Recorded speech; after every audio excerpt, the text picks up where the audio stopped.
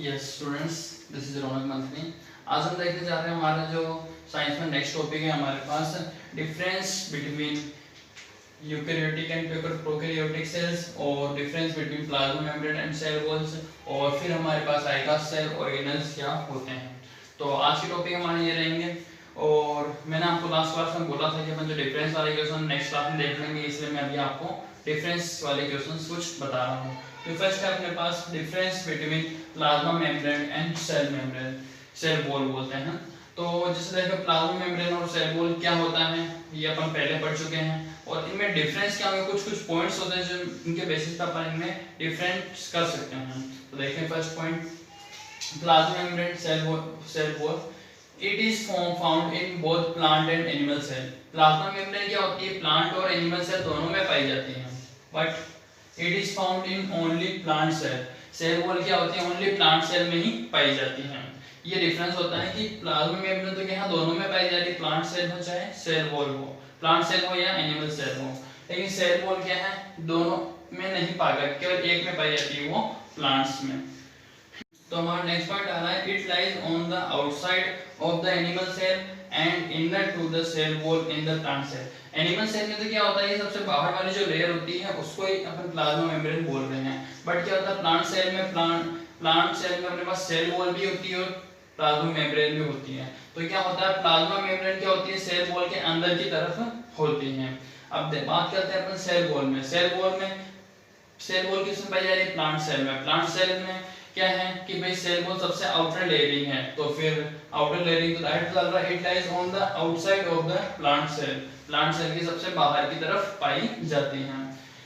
It is पिलिएबल, ये क्या होती है, पिलिएबल होती है। इट इज रिजिड, ये क्या होती है, रिजिड। नेक्स्ट है, इट इज सेलेक्टिवली प्रीमिएबल, इसको सेलेक्टिवली प्रीमिएबल मेम्ब्रेन भी बोलते हैं। इट इज प्रीमिएबल, लेकिन इसको क्या बोलते हैं, ओनली प्रीमिएबल वॉल या प्रीमिएबल मेम्ब्रेन ही बोला जाता है। तो ये तो थे कुछ हमारे प्लाज्मा मेम्ब्रेन और सेल वॉल के बीच में जो डिफरेंस अपन लिख सकते हैं। अपना क्वेश्चन बन सकता है कि प्लाज्मा मेम्ब्रेन और सेल वॉल्स के बीच में एनी 3 और एनी 4 पॉइंट्स डिफरेंस के रूप में लिखें। तो आप लोग इस तरीके से बता सकते हैं।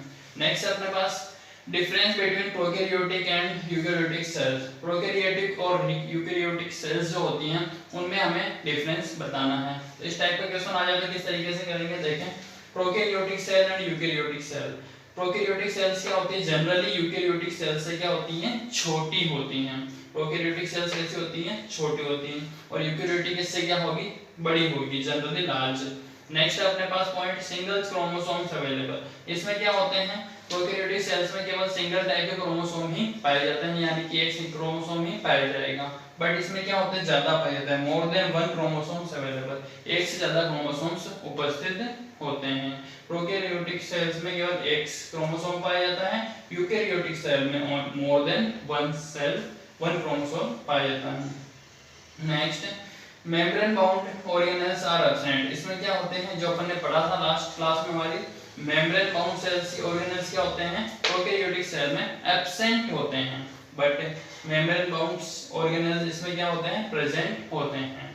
नेक्स्ट, इसका एग्जांपल देखते हैं प्रोकैरियोटिक सेल्स का, तो क्या होता है बैक्टीरिया, साइनोबैक्टीरिया, ईटीसी।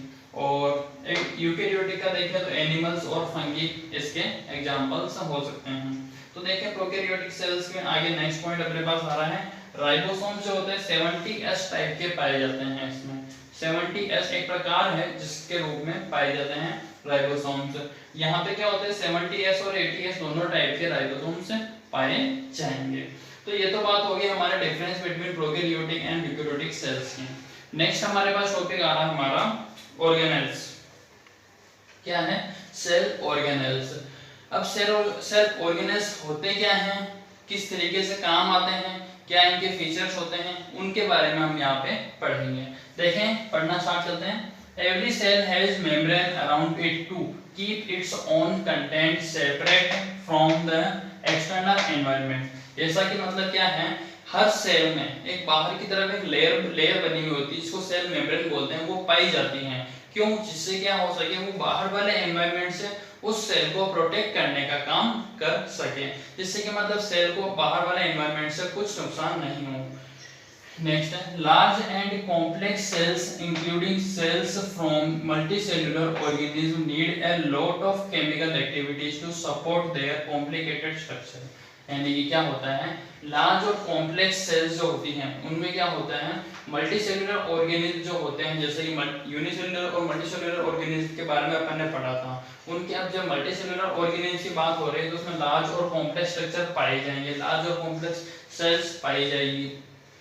तो उनको क्या होती है, बहुत ज़्यादा केमिकल एक्टिविटीज़ की ज़रूरत होती है, क्योंकि सेल्स डिफरेंट डिफरेंट टाइप्स की हैं, तो केमिकल एक्टिविटीज़ क्या होगी, अलग अलग टाइप की होगी, कॉम्प्लेक्स होगी, तो उनको वो केमिकल एक्टिविटीज़ की ज़रूरत होती है। तो उनको पूरा करने के लिए क्या होते हैं, यहाँ पे अलग अलग टाइप के फंक्शंस चाहिए होते हैं, जैसे to keep these activities of different kind separate from each other. अब जैसे भाई अलग अलग सेल्स हैं तो अलग अलग काम कर रही हैं, अलग अलग काम कर रही हैं, तो वो उनको सेपरेट रखने का काम कौन कर रहा है, उनको सेपरेट रखने के लिए जो जिसकी जरूरत होती है उनको सेल ऑर्गेनेल्स बोलते हैं। देखें, to keep these activities of different kinds separate from each other these cells uses membrane bound little structure और ऑर्गेनेल्स। ये क्या करते हैं, मेम्ब्रेन से घिरे हुए कुछ छोटे छोटे स्ट्रक्चर का यूज करते हैं, उन स्ट्रक्चर को ही हम बोलते हैं ऑर्गेनेल्स, या फिर विद इन देम सेल्स, यानी उनके खुद के अंदर ही पाए जाते हैं। तो ये तो बात थी हमारे सेल ऑर्गेनेल्स की। वापस से समझ लें एक बात, क्या होते हैं सेल ऑर्गेनेल्स। जैसे कि हर टाइप की जो सेल होती हैं उसमें क्या होते हैं, एक आउटर लेयरिंग बनी हुई होती है जिसको बोलते हैं अपन सेल मेम्ब्रेन, जो अपने उसको बाहर वाले एनवायरनमेंट से प्रोटेक्ट करने का काम कर रही हैं। अब यहाँ पे क्या है कि भाई बाहर वाले एनवायरनमेंट से प्रोटेक्ट करने का काम तो वो कर रही है, अपने पास ऑर्गेनिज्म यूनिसेल्युलर और मल्टीसेल्युलर होते हैं। मल्टीसेल्युलर ऑर्गेनिज्म में डिफरेंट डिफरेंट सेल्स हैं, डिफरेंट डिफरेंट एक्टिविटीज परफॉर्म करेगी, और तो उनके लिए बहुत सारी कॉम्प्लेक्स केमिकल एक्टिविटीज होगी। तो complex chemical activities different different है, तो उनको सेपरेट रखना भी जरूरी है। इनको सेपरेट रखने का जो काम करते हैं वो होते हैं सेल ऑर्गेनेल्स। क्लियर। नेक्स्ट हमारे पास आ रहा है कि some important example of organelles, यानी कि ऑर्गेनेल्स के कुछ एग्जांपल्स अपन यहाँ पे देख रहे हैं। Endoplasmic reticulum. एंडोप्लाज्मिक रेटिकुलम दो टाइप के होते हैं, आरईआर और एसईआर, यानी कि rough endoplasmic reticulum, smooth endoplasmic reticulum. इनको शॉर्ट में एसईआर और आरईआर बोला जाता है। नेक्स्ट है गोल्गी एपार्टस। गोल्गी एपार्टस इसका नेक्स्ट एग्जांपल है। नेक्स्ट है हमारे पास लाइसोसोम्स, फिर माइटोकॉन्ड्रिया। माइटोकॉन्ड्रिया का अपनी बॉडी को अपनी बॉडी का पावर हाउस भी बोला जाता है, क्योंकि अपने शरीर में जितनी भी एनर्जी जनरेट होती है वो सारी माइटोकॉन्ड्रिया के अंदर स्टोर होती हैं। जिस तरीके से पावर हाउस में जो होता है सारी इलेक्ट्रिसिटी स्टोर होकर रहती है, उसी तरीके से माइटोकॉन्ड्रिया में सारी एनर्जी स्टोर होती हैं, जो फिर बाद में क्या करता है, अपनी बॉडी को एनर्जी धीरे धीरे प्रोवाइड करने का काम करता है एटीपी की फॉर्म में। नेक्स्ट है हमारे पास प्लास्टिड्स, फिर है हमारे पास वैक्यूल्स। तो ये तो हो गए कुछ जो ऑर्गेनेल्स के पार्ट्स होते हैं, मतलब ऑर्गेनेल्स होते हैं, अलग अलग भाग होते हैं ऑर्गेनेल्स। तो अब अपन इनके बारे में डिटेल में पढ़ेंगे जो हमारी नेक्स्ट क्लास में। आज का हमारा वर्क केवल यहाँ तक का ही था, तो यहाँ तक अच्छे तरीके से आप लोग नोट कर लें। जो मैंने बताया है आज उससे रिलेटेड कोई प्रॉब्लम हो तो वापस से पूछ लें। दोनों डिफरेंस वाले जो हमने क्वेश्चन करे हैं वो इम्पोर्टेंट है, उनको अच्छे से तैयार कर लें। आज की क्लास हमारी यही ओवर होती है, जो भी हम आगे डिस्कस करेंगे हमारी नेक्स्ट क्लास में करेंगे।